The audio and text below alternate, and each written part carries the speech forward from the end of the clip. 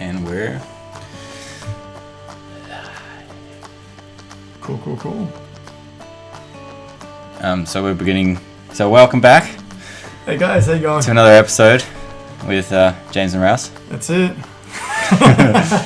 7 Rouse. That's us. It. So we're going to start with a quote today. We're going to try add a new thing into our... Give it some... Change it up. Have a little bit of structure. Yeah, I think so. So we're going to start with a bit of a quote by none other than William Shake the Spear. Shake the Spear. That's it. So the quote is, "Our doubts are traitors and make us lose the good we oft might win by fearing to attempt." So essentially today we're going to be talking about doubt. That's exactly what we're going to talk about. That's it. So I've had a lot of challenges with doubt. I'm so sure you have as well. Again, ups and downs. Oh my God, stop hitting the table. So I don't know where to start with from here. Do you want to start from school and then go from... First off, do you want to try and define doubt? Yeah. Okay, define doubt. Some kind of form of doubt. As a meaning to each of ourselves, or just... Kind of, just something relatively generalized, I reckon, and then go into our own accounts. So I reckon, so I've got something here. So self-doubt is that voice that holds you back. Yeah, where it's just constantly telling you that you're no good. Yeah, and it stops you from taking chances, seizing trying opportunities. Anything, yeah, exactly. And then it just makes things harder than they really need to be. Yeah, and spiraling out of control. Doubt's okay sometimes when it starts off, when you can control it. But when it takes you down a path, and if you can control it, it's sobering. But unfortunately, when you have excessive doubt, it just takes over. Yeah. Which you don't want. All right, so let's start with probably an example from high school, how we dealt with doubt there, and then move on to how we deal with doubt now or previously. Yeah. So I was speaking about this before. I used to have a lot of feelings in school where I would be scared to talk in a group. Mm-hmm. And whenever the attention was brought on me, I was terrified of saying the wrong thing. And I have this defensive mechanism that is natural reflex where I go completely red in any... Like a cherry tomato. Oh, God. In any kind of situation that puts a little bit of pressure on me. And I guess in school I had no clue how to... Control it. Well, I still can't control it, but I had no idea of how to accept it and just keep going through it. It kind of crippled me a bit there, especially with either group conversations or presentations. And I hated it so much, and I couldn't deal with the fact of when people pointed it out, because it just made it so much more worse. And in my head, I just would always want to get out of wherever I would be in that moment to be on my own. And I guess it was running away from what I was feeling in the moment. And that's probably the biggest one I felt in high school. Yeah, no, fair enough. That's huge. I think with that as well, it's a very coming of age kind of thing. Because a lot of people, especially teenagers, I can't see it being a very uncommon thing. I remember I had aspects of it, maybe not as bad as that sometimes, but I think it was the fact that it was so visual. Like you could, as soon as you were up there, you could tell. It highlights it for you. It showed how exactly, and it was just especially uncomfortable because everyone knew what you were feeling. Whereas you watched a lot of other people, and they wouldn't go. There would be no signals that would happen. Maybe they were sweating, but you couldn't tell. Yeah. Whereas mine was just boom in the face. Hey, guys, I'm fucking scared. It's like this is horrible, but yeah. So that was probably the most terrifying part of it. And I would say even now I still get it, but I know that it's fine. Like I just keep going through it and not dawn on the negative so much. Yeah, no. And again, it's all just a learning thing as well, and getting used to it. But you can easily, if you never get any sort of confidence build, you can it could have turned into a completely negative situation where it would stop me from if you ever never presenting. overcame it. Yeah. Overcame it. I don't know if I've overcome it completely, but I've become more You've taken accepting steps of towards it. Yeah. And I think probably music and theatre helped with it because it puts you on the stage and puts you in front of people where you. Yeah. So in a way, that kind of helped me get to a certain level. Actually, you just reminded me. Every time we used to play in a band together, just before we had to play in front of people, my stomach was through the floor, and it was the most nerve-wracking thing ever. But when you're on there oh my God. and actually doing it, it is intoxicating. It's nice. It is addicting. But the initial, I'm gonna mess up. I can't remember how to play this. I can't remember how to do that. Jeez, I didn't know you got that before. Sometimes, yeah. And then do you remember there was this one time Seb and I played, and we played at a concert hall, I think it was. Da, da, da, da, da. So pretty much, we were playing the song Seven Nation Army, and if for those of you who don't know, essentially it has a breakdown. It's only the bass guitar. It's like dum dun dun dun dun dun dun, and that was me. I was the bassist, and exactly what Seb just mimicked before, I went dun dun dun dun dun dun. I missed the note, and I'm like, oh my God, I gotta do it again. And then I'm like, dun dun dun dun dun dun. I stuffed it up twice in a row, and then thankfully Seb just comes in and just starts doing a fill, and then everyone came in like 2 bars early. I was petrified of that. That was so embarrassing. Come on, that's a good memory now. It's hilarious now, but that I was done. That would have destroyed me. And you know what? Every time after that, I would think of that. Yeah, if that could have led to a completely negative pattern. Never play again. I'm done. Oh yeah, but but those were great memories. Anyway, I think we've gone off. They were off topic there a little bit. Oh, it's kind of on topic. Segue, kind of. But what was something you had to deal with in high school that you found quite challenging? See, I had similar kind of doubt to presentations and that, but I had no visual cues that I was nervous, kind of like you with highlighting and going bright red. I suppose there was nothing that ever crippled me or stopped me from doing anything. So I always had doubt, but never to the point where it would stop me, I suppose. But then there was always times where I'd think about doing something, and then I'm like, oh, you can't do it. Either you're not good enough, or you can't do it, or you shouldn't do it. And it was, I don't know. I kind of had to. I suppose we spoke about it just before. I had to kind of teach myself how to get out of a rut, kind of thing, and try and break it down. Why do I feel this way? How do I overcome it? So just essentially stop myself. So I can't think of anything in particular because I like to push my memories away. But that's just me. Fair enough. Yeah, but I can't really think of anything off the top of my head straight off. Okay. I guess with doubt, I've never had doubt in doing things. I've always been able to do stuff. Where I've had doubt, a major thing, especially, I don't know if anyone's had this, was talking to women was a big one. And I was really shy, and that took a long time to get to a point. I'm not completely okay with where I'm at, but I'm happy with where I'm going. Yeah. I remember where it would be times where I just didn't know. I don't know why. I don't know why women. There was something there that I just couldn't. I couldn't hold a conversation. It would be like sitting there, ask a question, they finish, and you weren't even listening to what they were saying because you were just trying to think of something else to say to keep the conversation going. So it wasn't even communication. It was just like an interrogation. No.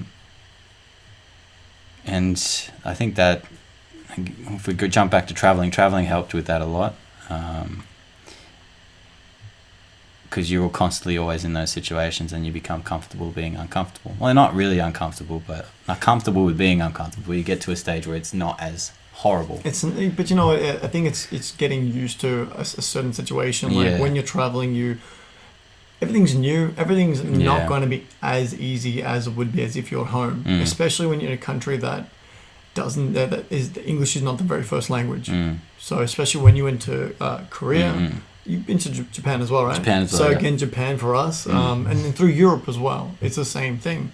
English is not the first language, and hopefully they know it so you can communicate, but that's not always the case. So it's difficult, but the more you experience it, the more you get used to it almost. So it's practice, really. Yeah, that's it. And I think that it's just getting repetition helps. So again, it's the same thing with public speaking. It can be really uncomfortable sometimes, but the more you do it, the less nerves you have within reason. But the hard thing about that is actually doing it.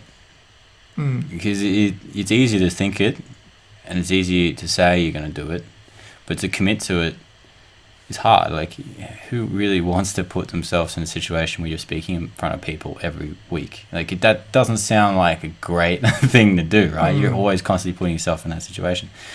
And even with sort of approaching people or having a conversation with someone that you're interested in, it's not an easy thing to do to begin with. So you have to sort of, like you said, practice. But how do you... It's hard to do it on your own, especially. Sometimes you do need someone to sort of push you and be like, hey, look, man, if you really want to get this done, let's just go to this place and just approach people all day. And he pushes. Like, if you get someone, it's not like someone to watch your back in a way. Like, look, you can do this. Just give you that pump. Can I take you under their wing or something? It doesn't have to be on the wing, but you know that they're there as backup. Like, if something happens, they'll be like, yeah, man, that was at least you gave it a shot. And then trying to overcome like social anxiety almost. Yeah.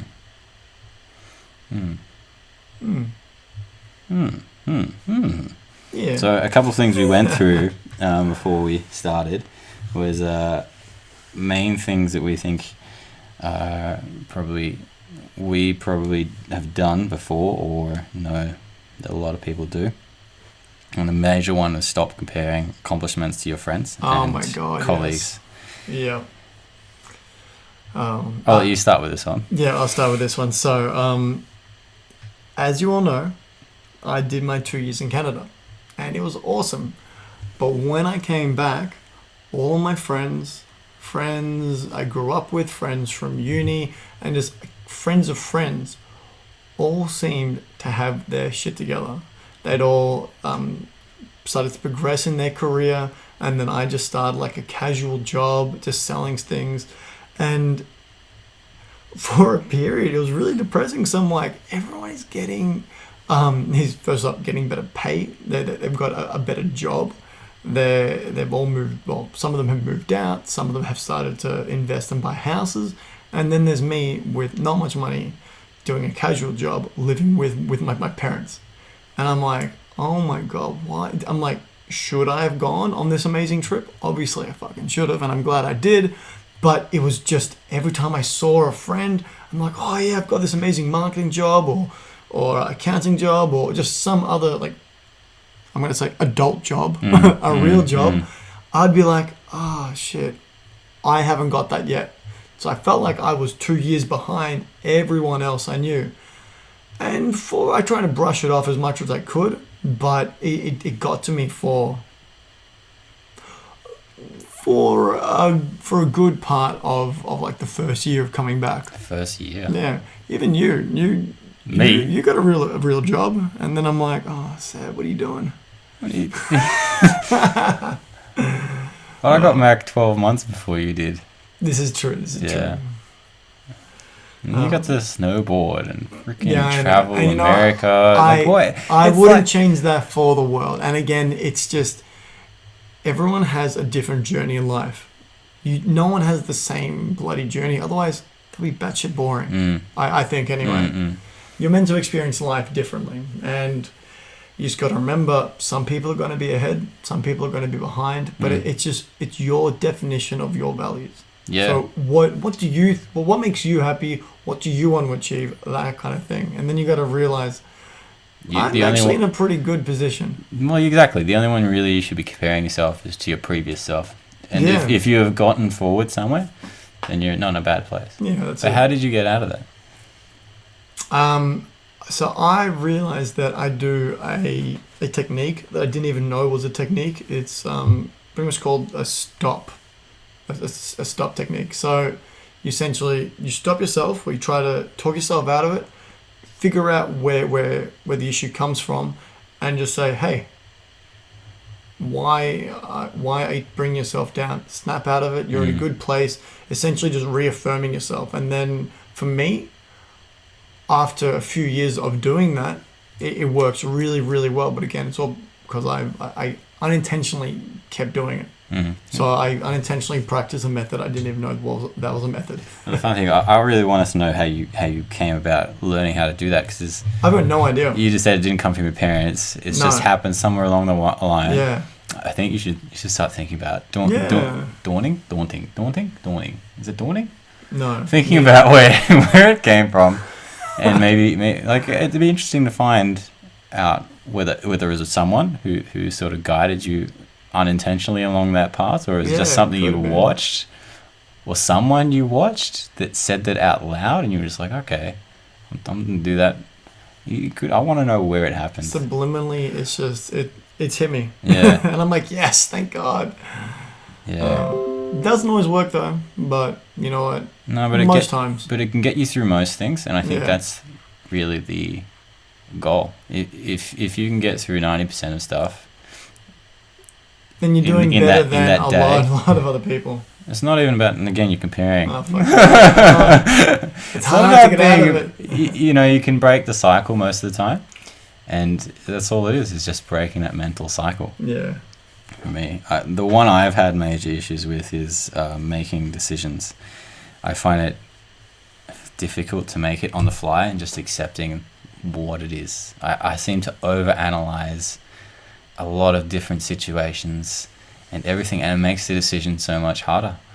And sometimes it cripples you from ever moving forward, because you make excuses by just thinking of things that could come up in the future that would be better, or things that would be worse, and rather than just doing it, accepting it and moving forward. Do you ever justify it as in, I'm trying to problem solve for the future? No, I justify it as like this, I can do it better, like buying a house. Let's just take that. I've been talking about buying something. You have? For freaking 2 years. Right? I know. The first time I went in looking, I'm like, okay, I'm going to go buy something. I went in looking, I'm like, I really didn't like what I could afford. One. B, the market, everything I read was like, the market's going to go down. The market's going to go down. I'm like, okay, fine. I'll wait. Waited 12 months. The market went down. I'm like, fantastic. This is a great time to go buy. The market's down. I'll go. I go back in, get another pre-approval, go back in looking at stuff. Market's gone down, but it's still not what I want. Everything's still expensive. So I don't know if this is a smart play or if it's just me, like, what the hell. So again, then I'm listening to more stuff, because I start researching, and everyone's like, you got some people who are like, buy now, and then you got some people saying, the market's going to go down even further. And now we're at a point where the market's gone down. The interest rates have gone down, so I can borrow more than I could ever borrow. I can buy something that I probably wouldn't be able to afford 2 years ago, and I'm still at a place where I'm like, do I want to do this? It's a big leap still, man. But again, look, it's just making that decision, and whether, if it's good or bad, but just doing it and accepting the consequences and being able to move forward with that. And it's irritating me, because now I'm at a place where, I want to do a bunch of different stuff, and something that I've been thinking about for 2 years hasn't happened because I kept postponing for it. Yeah. If I had just purchased when I first purchased it, when I was first thinking of it, the market might have gone down, but I would have already paid off some of it, and I would be getting the benefit the interest rates are at now. So it's not, whether I'm in a better position or not, I can't even say. And it's that's an issue. Shoulda, woulda. Exactly. Even with my car, that took. I went right. This is what happened. I went in to. I was like, I want this car. I'm gonna go. I went test drive it. I loved it. I'm like, all right. I went in, and I wasn't gonna offer anything. I didn't have no intention of buying it. I went in there after I drove it. I'm like, I offered them something, and they're like, I can't take that. It's too low. I'm like, fine, all right. I don't. If you can't give me that price, then I want it. So I'm like, whatever. I'm going on holiday. Call me in 2 or 3 weeks if you change your mind. No jokes. 2 weeks later, they call me like, all right, if you're interested really at that price, willing to go there. I'm like, okay, that's fantastic. When I got the call, I'm like, awesome. So I go back in, and then I'm looking at the car, and suddenly something's in my head, like, and then I start questioning my freaking thing. Even though I made the offer, I got the price that I wanted for and then I questioned myself, like, what the frick? And I started seeing faults with my decision, like, this could be wrong. It was vinyl wrapped, so I'm like, what the hell's under the car? What are the paints? Horrible. Why would they wrap it? And it was just horrible. And then I walked around the block and I called a bunch of people, like, oh, should I do this? And I was like, I don't know what it was. And then I stopped calling everyone. I walked around the block 3 times. I just said to myself, fuck it. And I walked straight in. And I'm like, all right, I need to do this. Let's just do it now. I want to buy it. I want to drive out. He's like, oh, that's great. Can't drive out today. As soon as he said I couldn't drive out with it, and I already said I'm ready to buy it. As soon as he said I can't, I was like, oh, fuck, I don't want to do it again. And it was irritating as hell. But once I had done all that stuff and I got the thing and I was fine, and it was actually a car that I wanted, and I was actually happy with it. And you love that car now. It's a fantastic car. You love that car. You know, it's not the manliest thing, but you know, I love it. It's me. So. It actually it's me, and that's not the manliest thing. Not the manliest thing, but I'll take it. That's all good. I'll take it. But that's the kind of shit that my brain does. Self-doubt, right? It's a horrible thing to deal with sometimes, and it takes a lot of energy out of what you want to do. And you kind of, I don't even know where to go from there. No, fair enough, man. And again, everyone experiences doubt differently. So it's not one uniform thing. It's a kind of similar-ish feeling, but it's all experienced differently. So your experience to my experience is going to be different, but it can be still as bad.